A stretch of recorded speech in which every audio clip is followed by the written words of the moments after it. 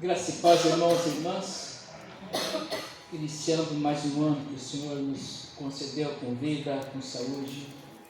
Quero agradecer a Deus e à igreja por esse 10º ano de ministério nessa igreja tão especial, uma igreja que é um milagre de Deus, que é um milagre de Deus na vida de cada um de nós. Começar pela minha vida, da minha família, essa igreja é um milagre, porque essa obra é dele.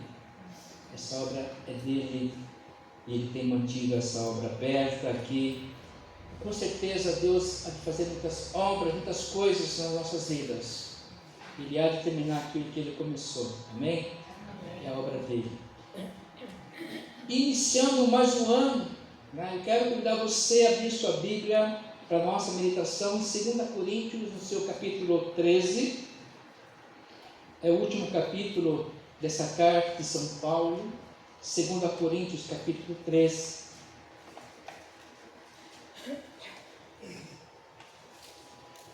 Nós estamos refletindo um pouquinho à luz dessa palavra, e nós podemos entender que ao início de um novo ano nós já somos levados a entender o nosso caminhar, o nosso plano de vida, o nosso projeto de vida principal, que é glorificar a Deus. Nós existimos para glorificarmos a Deus.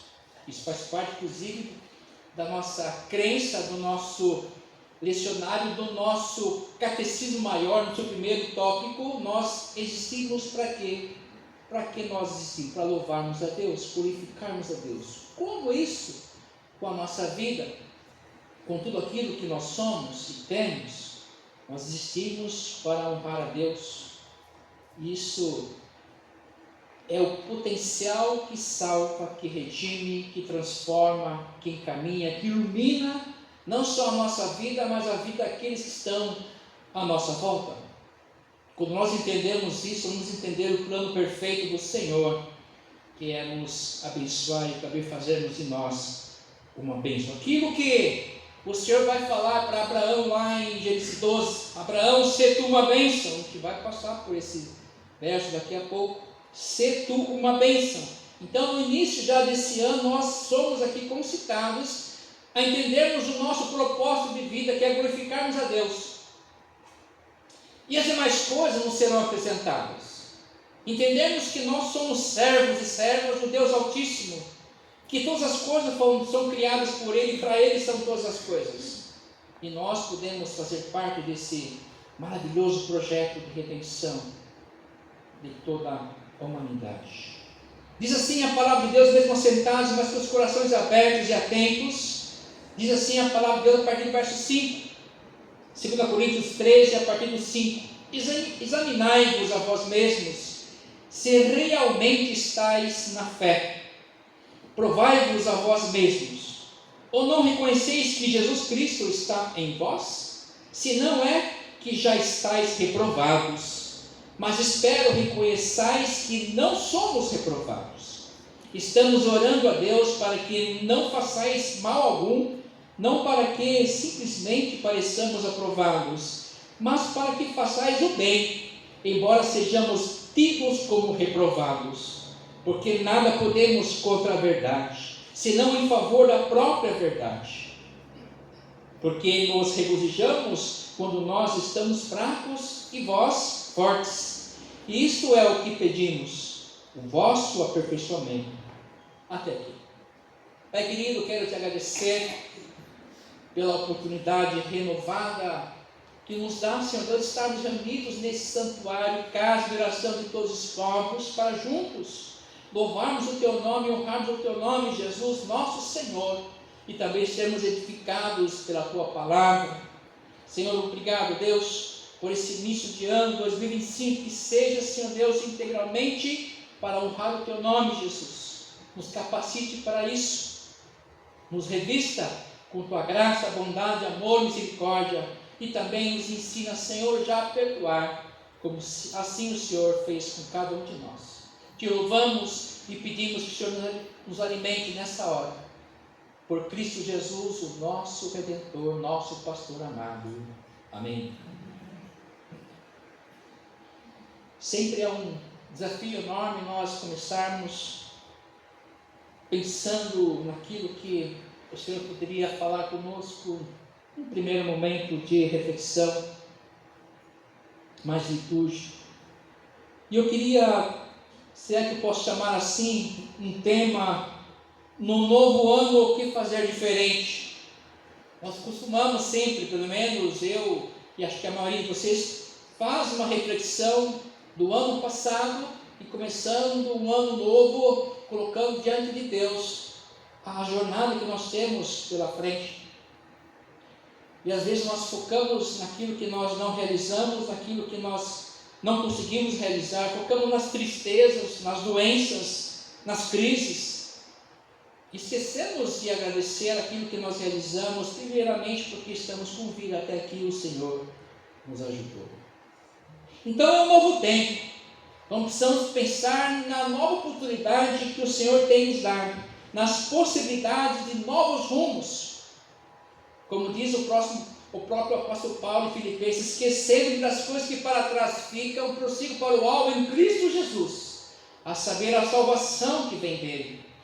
Então tem coisas que nós precisamos deixar para trás, senão vamos começar a arrastar correntes, e as correntes são pesadas, e cada vez mais pesadas, e nós temos essa mania de estar somatizando as coisas. Então nós precisamos entender que o Senhor quer caminhar conosco, quer continuar caminhando conosco e tem planos maravilhosos para cada um de nós. São novas expectativas, novas experiências, novos desafios, também certezas. O que podemos aqui potencializar são as potencialidades de fazer diferente muitas coisas. Coisas que não realizamos. Tudo isso diante, claro, do Senhor, que nos deu a vida renovada para aquilo que está diante de nós. Muitas coisas têm acontecido, sim. Nós podemos dizer hoje que nós somos melhor que ontem, podemos afirmar que sim, pelo menos conscientemente, pela consciência, mesmo que tenhamos feito muitas coisas erradas, ou deixado de fazer muitas coisas boas. Eu vejo que há a possibilidade de nós remodelarmos tudo, à luz da palavra de Deus. O Senhor é o mesmo. Hebreus 13:8, é o mesmo ontem, hoje e será para sempre. Ele não muda. Então a sua bondade, misericórdia e amor, perdão, continua conosco. Como diz Davi: bom estarmos na mão do Deus vivo, do que na mão dos nossos inimigos. Bom estarmos diante do Deus que é bondoso, que não olha para nós e não nos trata como às vezes nós o tratamos. Ele não muda, nós mudamos. E aliás, nós precisamos mudar. Precisamos pensar que a palavra de Deus, a sua vontade não muda. E a humanidade tem mudado e às vezes quer mudar aquilo que é de Deus, aquilo que é absoluto, aquilo que é a vontade dele. A vontade de Deus é absoluta, é soberana. E ela é assim para nos fazer bem-aventurados. A palavra de Deus, a lei do Senhor, ela vem para ordenar a nossa caminhada, para nos pautar a nossa jornada, para nos ensinar, para nos dirigir. Às vezes é o cajado do pastor dirigindo a sua ovelha, um toquinho aqui, um toquinho lá, e nos encaminhando para as portas que ele abrir, as portas que ele, os caminhos que ele preparar. Não é para nos alejar, né? É para nos encaminhar, para nos dirigir, para nos exortar às vezes e acima de tudo nos ensinar. O Senhor é o mesmo, Ele é absoluto. E nós temos visto muita gente, até de renomes por aí, tentando manipular o texto sagrado, a palavra de Deus, o hálito sagrado, tentando fazer com que a palavra de Deus se conforme com as nossas humanidades. Isso não é possível. Se isso se tornar possível, nós nos tornamos filhos das trevas. Ai daquele que mudar um tio da minha palavra seja anátema. Não podemos fazer uma nova interpretação do texto sagrado. Ele é absoluto. Ele é absoluto. O que nós precisamos é sempre estarmos voltando para Ele, que Ele não muda. E o caminho dele, apesar de tudo, continua sendo o melhor. Eu sou o caminho, a verdade e a vida. Fora do Senhor não há caminho, não há verdade e não há vida. Então Ele é o mesmo. Ele é o mesmo. E nós precisamos entender. Ele é um Deus absoluto. Nós refletimos há pouco por conta do Natal, Isaías 9, especialmente o verso 6, que Ele é o quê? Ele é o Deus forte, conselheiro, Pai da eternidade, príncipe da paz. Deus forte, não é um Deus fraco. Maravilhoso conselheiro. Então todos os conselhos que nós precisamos vêm dele. Ele não é um Deus qualquer. O menino nos nasceu com toda essa característica de um Deus forte, maravilhoso conselheiro, Pai da eternidade. Ou seja, o tempo está na mão dele. E é o príncipe da paz. É um paradoxo porque vivemos num mundo em guerras e cada dia mais em guerras. E não só lá no Oriente, mas em todo o planeta, inclusive nas Américas. As confrontações políticas, econômicas, fome por todo o continente americano. O Brasil, apesar de ser um país pobre, ainda é um protagonista nas Américas. Precisamos muito da graça de Deus, se entendemos os seus propósitos para a nossa vida e sermos protagonistas, não apenas coadjuvantes em nossa história. O que nós podemos fazer diante de um mundo em confusão e um Deus que é todo-poderoso, Deus forte? Ele é soberano. Segundo aspecto, nós precisamos olhar para a nossa caminhada, para o nosso testemunho e ver se somos aprovados conforme a palavra, não parte dela, mas por toda a palavra de Deus.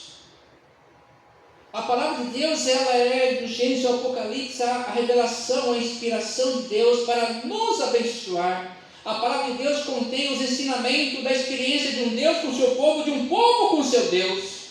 É para nos encaminhar. É lâmpada para nossos pés, luz para o nosso caminho. Então nós não podemos nos afastar da palavra de Deus. Aqui eu faço já uma inferição de que nós devemos estar cada dia mais lendo a palavra de Deus. Se quer ser orientado em tudo, a palavra de Deus. Quer motivação para alguma coisa, a palavra de Deus. Quer que Deus fale com você, a palavra de Deus. Profecias. Então eu já convido você a começar esse ano lendo mais a palavra. Quem sabe chega lá em dezembro e você leu a Bíblia como um todo. Ok? Nós vamos trazer um projetinho aqui para que nós possamos ler a Bíblia durante o ano. É um desafio, um desafio. Nós lemos tantas coisas. Mas a própria palavra faz examinar tudo, mas retém o que é bom. Né? Temos que ler outras coisas? Sim. Mahatma Gandhi já diga, eu tenho medo do homem de um livro só. Ele está falando dos religiosos. E especialmente dos protestantes que escravizavam o seu país, no seu contexto histórico. Mas a principal crítica não é que era um povo que lia só a Bíblia, que não é verdade. É um povo perverso, os ingleses, no século XIX, dominando, escravizando a Índia. E usando o estigma da religião. De um povo abençoado, porque é religioso cristão. Nós temos visto isso.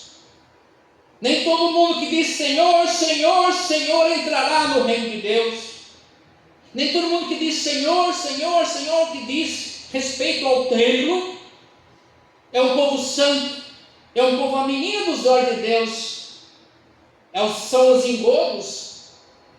É por isso que vem Jesus com o seu evangelho doce, simples, mas incisivo, que fala que o relacionamento com Deus é relacionamento com Ele e com o meu próximo. O evangelho é relacionamento, não é religião. O Evangelho é relacionamento nosso com Deus e com o próximo. Então não entra a violência, a exploração, o abuso, não entra. Nós precisamos olhar para toda a palavra de Deus, porque o Senhor, ninguém conhece, consegue enganá-lo. E Ele ora para o seu povo e fala assim: olha, eu conheço as tuas obras. Apocalipse 3, vou ler aqui alguns versos. Ao anjo uma carta à igreja em Sardes. Ao anjo da igreja em Sardes escreve: essas coisas diz aquele a quem os 7 Espíritos de Deus e as 7 estrelas: conheço as tuas obras, que tens nome de que vives e estás morto. Sê vigilante e consolida o resto que estava para morrer, porque não tenho achado íntegras as tuas obras na presença do meu Deus. Lembra-te, pois, do que tens recebido e ouvido, guarda-o e arrepende-te, porque se não vigiares, virei como ladrão, e não conhecerás de modo algum em que hora virei contra ti. Conheço as tuas obras. E eu queria convidar você a pensar, a refletir naquilo que o apóstolo Paulo está dizendo aqui, no texto que nós acabamos de ler. Examine-se, pois. Pastor, eu queria uma mensagem de bênção, pastor. É começando o ano, pastor. É isso mesmo. Não tem mais bênção do que a palavra de Deus, a profecia do Senhor, Deus vivo, que está falando para vocês: examinai-vos a vós mesmos. Para começar um ano não tem coisa melhor. Examinar você mesmo, a sua caminhada, o seu pensamento, a sua vida, a sua saúde. Quem sabe esse ano você faz os exames que pediram para você fazer. E é claro, vai fazer dieta, que também faz parte desses exames. Eu já percebi que eu tenho que fazer dieta. A gente ganha uns quilos a mais aí. Oh Deus, me ajude, vamos em frente. Apesar de ser muito jovem, a gente vai adquirindo uns pelos a mais. Então tem que olhar para isso, né? O meu cardiologista falou assim: olha, o seu Omar, que a nossa vida está assim, ó, conforme tem uma expectativa de vida, conforme a gente trata ela, ou é para baixo ou para cima. Então como que vamos tratar a nossa vida? Vamos ficar aqui choramingando? Não, vamos para cima, fazer o nosso melhor, examinar a nossa vida como um todo, primeiramente diante de Deus. E essa é a preocupação aqui que Paulo promete nos tocar, para que nós investiguemos como está a nossa caminhada com Deus, como está a nossa jornada. Até aqui o Senhor tem nos abençoado, e agora? Tem novos desafios. E às vezes nós ficamos presos aos desafios econômicos, às conjunturas, o preço do dólar, do combustível, etc. As questões ambientais, questões seríssimas. Seríssimas. Mas eu tenho que ir para Deus. Eu tenho que colaborar sim com o meio ambiente. Começar não jogando lixo no chão, papel de bala que você quer. Consciência ambiental. Porque Deus fez tudo. Tudo é dele, Ele que fez tudo. E nós estamos destruindo tudo. Nós. Às vezes achamos que o outro, que é o grande empresário, que é o grande político, não, é nós. É eu e você, enquanto serve, Deus olha para mim, para você, na individualidade. Ele olha no olho, no seu olho, quando você está olhando, penteando o cabelo lá. Oh Deus, tem pouco cabelo aqui, e tal, Ele está olhando para você desse jeito. Ele está presente em cada célula do nosso corpo. Como nós temos tratado o nosso corpo. Como temos tratado a vontade de Deus, para que aqui me convida a examinar a mim mesmo, como está a nossa fé. Provai-vos. Quando nós nos convertemos, lá faz pouco tempo, né? Aquilo que era pecado lá, hoje é pecado ainda para você. Ou você mudou, você faz uma nova interpretação da palavra de Deus. Ou as suas concepções, suas conjunturas, de repente a água fria bateu naquele lugar, você ficou ali perdido, se quer mudar a vontade de Deus. Não, porque Deus é amor, é assim, amor e a justiça. Nós já dissemos que Ele é tão amor, que Ele vai preservar você a fazer a sua plantação, e você vai colher o que você plantou. Isso é justiça. Nós vamos colher tudo o que nós plantarmos. Isso é justiça de Deus.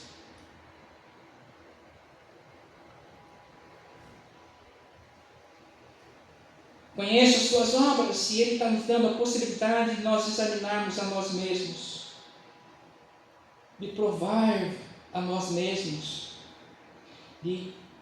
ou não reconheceis que Jesus Cristo está em vós. Às vezes nós esquecemos disso, ficamos só num mundinho religioso, aparente, litúrgico, e esquecemos que Ele está entre nós, e é o Deus Emmanuel, o Deus conosco, que não foi para lugar nenhum, caminha conosco, respira conosco, soa conosco, chora conosco, se alegra conosco, toma água conosco, refrigerante conosco, vinho conosco, bolo conosco, churrasco conosco. Ele está conosco, é o Deus presente. Então, em todo tempo Ele está conosco. E às vezes nós ficamos meio perdidos, achando que Ele foi, nos abandonou, como aqueles servos lá em Atos, que os anjos disseram assim, que estão olhando para cima. Ah, o Senhor subiu, Ele foi, mas Ele vai voltar. Mas está com vocês o Espírito Santo. A Trindade continua conosco. Terceiro aspecto, o Senhor nos oferece uma jornada renovada, tal como ofereceu a Abraão, como nós já fizemos alusão, lá em Gênesis 12, gosto muito desse texto, porque ele traz sim um projeto de vida maravilhoso, com todas as suas nuances. O contexto dessa promessa a Abraão não era muito promissor. Quando a gente olha assim aparentemente, nossa, logo que Deus abençoou, Abraão foi próspero. Se nós olharmos o contexto desse texto, havia fome na terra. Ora, disse o Senhor a Abraão: sai da tua terra, da tua parentela e da casa do teu pai, e vai para a terra que eu te mostrarei. Mas Deus, eu estou bem aqui, eu tenho que sair, eu quero que você saia daqui. De ti farei uma grande nação, um homem velho, estéril, mulher estéril, e te agradecerei o nome, se tu uma bênção. Deus é resumido. Não gosto que é muito discurso, fala, muito fala. Não, Ele já resumiu tudo aqui em 2 versos. Sai daqui, vai para lá, e eu te abençoarei, e você vai ser uma bênção ainda. Aqui é ser tu uma bênção. Imperativo, está mandando ser você uma bênção. Abençoarei os que te abençoarem, amaldiçoarei os que te amaldiçoarem. Em ti serão benditas todas as famílias da terra, inclusive nós.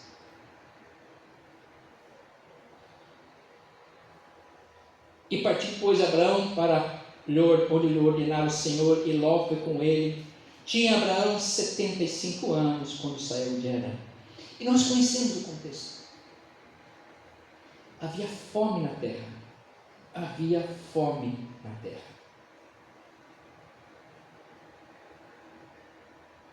Verso 10. Havia fome naquela terra. Desceu, pois, Abraão ao Egito, pois ali ficar, porquanto era grande a fome na terra.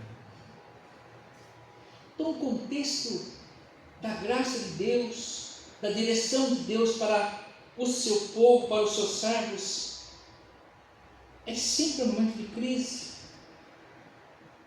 E Abraão estava muito bem onde ele estava. Aí surgiu uma confusão lá com o seu sobrinho Ló. E Abraão falou assim: filhão, escolhe qual lado você quer. E deixou ainda essa perspectiva, essa liberdade. Para o Ló, é claro, os mais jovens são mais espertos, entre aspas. Eu vou pegar aqui, que aqui tem mais água, mais verde a grama, entendeu? Jovem, prosperidade, jovens. Porque Abraão estava com o Senhor. E onde você for, você vai ser uma bênção. E aqui é uma ordem: você tem que ser uma bênção.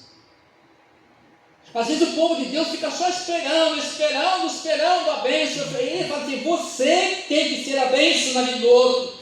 É disso que se trata. E na sua caminhada eu vou te abençoando. Na sua jornada, nos seus passos, eu vou te iluminando, vou te abençoando, vou te dando a prosperidade que você quer. Mas você tem que ser uma bênção. E você tem que privilegiar o outro. Deixa o Ló escolher. Os espertos não querem correr. Sabe aquela coisa da promoção, aquela correria cotovelada para chegar primeiro lá, Black Friday, nós somos assim. E o Senhor fala assim: para que isso? Tem tudo para todos. Nós somos massificados por essa loucura do consumismo que não é divino. Entrega o teu caminho ao Senhor. Confia aqui, calma. Confia nele, mais ele fará. Temos um ano inteiro pela frente. Um ano inteiro pela frente. A gente vai receber tudo em janeiro, fevereiro. Só depois do carnaval, pastor. Ideologia desse nosso país, né? Que Deus nos abençoe. As coisas começam a fluir só depois do carnaval, que vai ser acho que a 4 de março. Eu sei porque eu tenho que fazer minha agenda para o presbitério e sínodo, marcar nossas reuniões.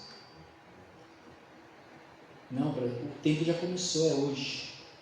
Já estamos no 5º dia desse novo ano abençoado por Deus. E eu tenho que ser bênção antes e depois do carnaval. A prosperidade dos relacionamentos está em nossos agires, em nossos relacionamentos.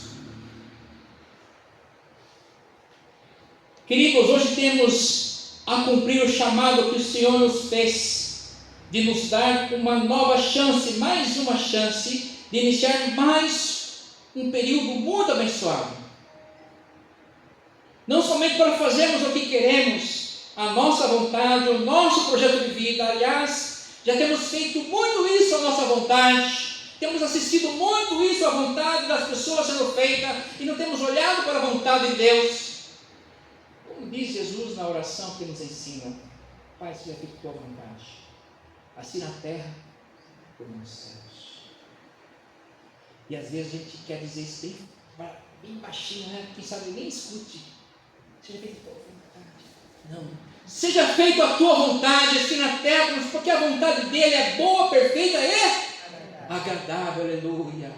É boa, perfeita e agradável. A vontade de Deus é fantástica. Ele quer o melhor para nós. Ele tem o melhor para nós. É que nós seguramos, retemos, queremos a nossa vontade aqui, enfiar a nossa vontade na vontade de Deus. Isso não é possível. É só confusão. Mais uma doença emocional para você. Porque você não entende a vontade de Deus, o agir de Deus. Aí você começa a pensar conforme o seu coração que é enganoso. Deixa Deus agir um pouco mais. Vamos obedecer um pouco mais esse ano. Examinemos mais a nós mesmos. E olhemos para a palavra dele, que dela vem vida eterna. Vida e vida eterna. Vida plena. Inclusive, ele vai nos dar sustentação para lidarmos com os nossos desejos, os nossos pensamentos. E o Senhor vai nos sustentar, vai nos abençoar. Em meio a tantas guerras, fomes, misérias, tristezas, o Senhor vai nos sustentar, vai nos orientar, vai falar conosco. Promessa dele: estarei com vocês até o fim. Examinemos, pois, e vivamos o melhor dessa vida, honrando a Deus, deixando o nosso próximo sentindo perfeito, abençoado, especial. É um desafio. Servindo ao Senhor em todo o tempo, sem reclamar, porque nós somos afortunados. Nós somos afortunados, somos salvos em Cristo Jesus. Por acaso nós não somos salvos? em Cristo Jesus. Esperança maravilhosa. Então podemos começar esse ano com toda a alegria possível, com toda a expectativa maravilhosa de que tudo posso naquele que me fortalece. Amém? É tudo, o tempo é dele, Kairos, o tempo de Deus. E nós vamos lutando no nosso cronos, no crono, o tempo, o nosso tempo que ele nos deu. Viu a senhorinha lá, a irmãzinha, completou 117 anos, né? A mulher mais velha do planeta.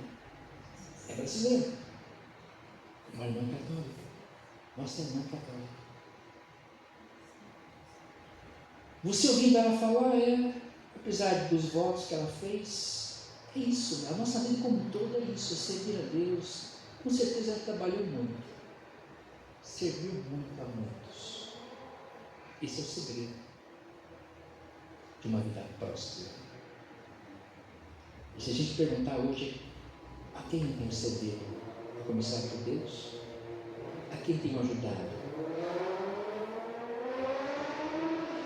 Temos essa possibilidade de fazer muitas coisas abençoadoras nesse tempo que o Senhor nos deu. Que Ele seja louvado. Amém. Vamos para a ceia do Senhor.